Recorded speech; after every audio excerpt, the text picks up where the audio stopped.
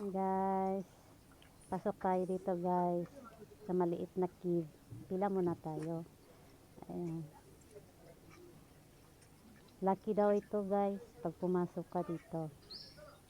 At paglabas mo, mag-bless ka daw. Yung sabi niya kasulat sa Japanese. Japanese style. Ayan. So, hirap na hirap tayo pumasok guys. Ang sikip sa loob. Ayan, ang liit pa ng butas ng labasan. Ayan, sige, kaya ko ito. Ayan. Ayan, paglabas natin guys, ayan, makikita mo ang daming koi. Ayan, ang lalaki pa. Ayan. Bless tayo guys, oh. Ang daming koi. Ayan.